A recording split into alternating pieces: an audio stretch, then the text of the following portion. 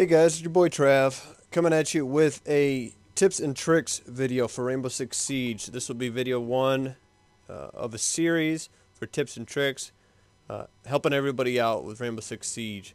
This series is directed towards, I guess, anybody who plays the game, whether it be a GB player, a ranked player, a casual, or someone new to the game, or somebody who's planning on getting the game maybe come Christmas and you're looking for a leg up.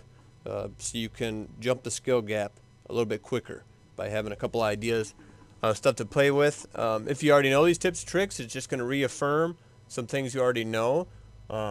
If you have other ideas, please comment below. A lot of this is obviously just from my experience playing in competitive matches and in grinding rank play, just to give you a different perspective on how to use a couple characters.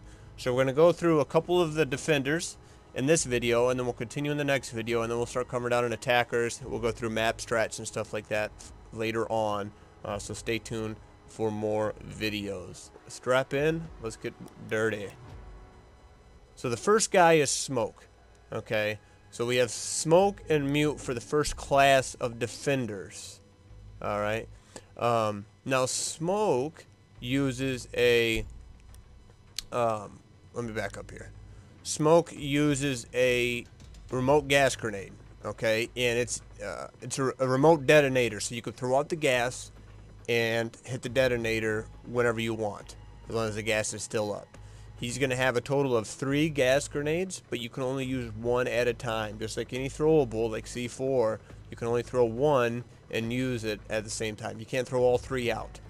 Now keep in mind, if someone shoots it and it's gone, if you still have to click L1 again to detonate before you can throw another one.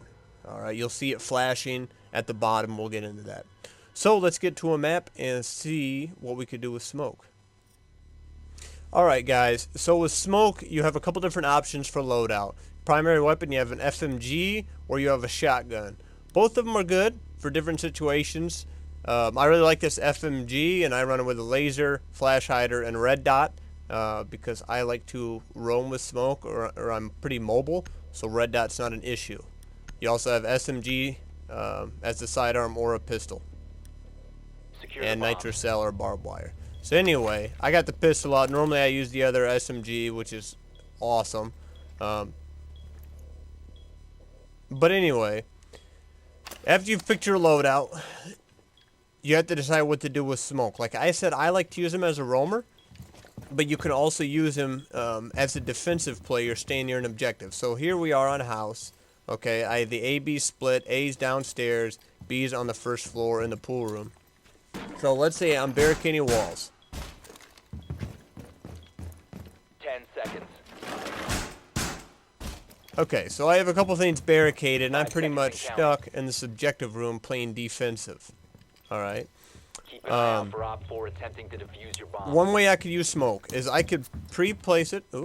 I can pre-place Smoke with R1 on a wall, near a window, near a door, or just on a wall anywhere, and I can wait. And if I hear them breaching through it, or if I see them come through it, I can pop it like this, and it's going to create a gas that's going to hurt the enemy. But keep in mind, it's going to also bother, not in this, but on rank play, it's also going to bother you and friendly players. So that's one way to use it. I could also use it while mobile. So let's say I'm watching a flank. I'm watching a front door flank. They want to flank into B. I'm watching. I get a couple picks, let's say, but I weaken them. I can throw the gas out, and I might be able to finish them with the gas. Okay, or one way I like to use it, let's say a lot of times they'll come in through this door, they come in, and they're pushing in the kitchen, I'm waiting here, but there's a riot shield coming. I've peeked, there's a riot shield coming, I might back up, I might place my smoke up, and I try to put it somewhere where they're not easily going to see it, so because they could easily just shoot it. So they come through, you might have a riot shielder, I pop it to distract them, and I can get the kill. Okay, and it's a very easy way to distract them, or I can throw it, and immediately after, I can throw my C4 and hopefully finish him off. Okay, that's one way to use him. That's how I like to use him if I'm a roamer.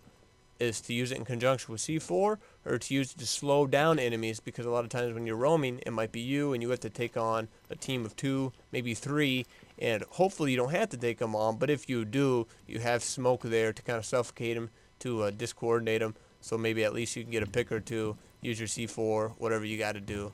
And that's smoke. Pretty straightforward. A lot of maps, you can use them in a variety of ways. You just got to be a little bit creative. Remember to hide your smoke so they don't see it right away if you're pre-planning it. Alright, so next up we have Mute. Now, Mute has a couple choices for weapons. He has the MP5K and he has a shotgun. I like the MP5K, compensator red dot.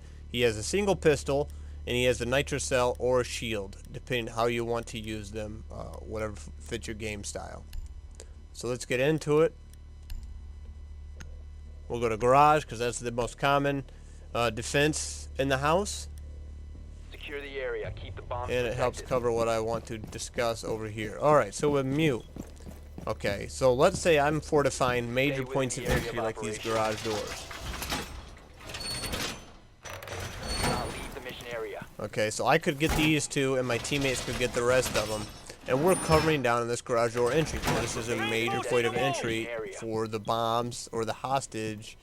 Okay, it would be back there. Or the area when they're going to be coming through garage. If you're downstairs, that's a major point of entry. You got to watch out as these huge garage doors. Now, Mute, his devices, okay, I can put them next to a panel. And you'll see the little red circle come up, but if I get too close, it disappears. So I back up a little bit, I can put it down. So what that does is if they try to breach, so if Thermite tries to breach that side, that Mute device is going to jam his Thermite, ruining it. He won't be able to use it. Okay? That's what that does. Now, since we're talking about walls, one tip is when you're placing it, place it between both of them at the joint. Place it down here. And that is going to work on both walls. The range is going to be far enough that they can't thermite either of those. Okay, so really, I could do all this garage door with 3 mutes. Because, see, this is a triple door. I could pull one here. And I could just put one over here to cover this door. And I'm blocking thermite entry to all the garage door. Obviously, that would be barricaded. So they can't thermite it, but well, what can they do to get rid of my Mute disruptors? They got 2 options, other than shooting them or blowing them up, which hopefully is hard for them to do if I've set them correctly. They can use Thatcher, and they can EMP them. Alright, anywhere. They can be outside and use Thatcher and throw their EMP grenades at that wall, and they could take out both of those. Alright, or they could use Twitch with the shock drone, and they could run Twitch into here and shoot them manually through the shock drone. Okay, that's the other option. So what I like to do, some maps, let's say you're covering 2 walls with Mutes, and they were to EMP that, I might have an extra. So if that one was to be gone from the EMP, I could put down another to make up for it, because I have 4. Okay. So if they take one out, if it's safe, you can always put down an extra. So it's nice sometimes to keep an extra one. Okay, so that's the common way to use Mute, and he's becoming pretty popular, and that's why Thatcher is also becoming more popular. The other way you could use these devices is to block off stairways. So if you do it... Oh, my controller just went to crap. If you do it early on in the round while you're setting up, you could stop their drones from finding you by putting Mute charges down at points of entry where the drones are going to come, and their drones aren't going to be able to get past. Now, sometimes they can jump over, but that stops most of the drones that try to get by. Okay, that's one way to do it. To discuss that a little bit, if you're on a map that has, especially in ranked player GBs, if you're on a map that has common defense positions, like in here, garage is the most common from what I've seen defense position, or master bedroom. Okay. If you're stopping their drones, it doesn't really give you huge advantage because they're going to know where you're at. Alright. Now, it might help. Maybe early on you put down one just to stop a couple drones so you don't have to worry about walking around and shooting them. And then you go mute everything else and you come back and pick it up. But I wouldn't make it a priority to stop drones on the mini maps over muting doorways. Okay. In a map this small, it's very easy for them to find the bomb. Okay, even if they don't have any clue when the round starts, this map's not that big. They're going to be able to find the bomb. The other thing you could do with mute, if I'm at a window, I can put a mute charge at the bottom of a window, and I could stop breachers at that window. Okay, so why would I use this? Well, if I'm defending a room that has a lot of windows, okay, and this is more common in some other maps, but if I'm defending an area like in here where that bomb was at first and it has a lot of windows, mute works very well in conjunction with castle, because a guy can castle these windows, and I could put a mute charge down, and that's going to stop their fuse, and that's going to stop their breaches because of that mute charge. Okay, so that's just another way of using him.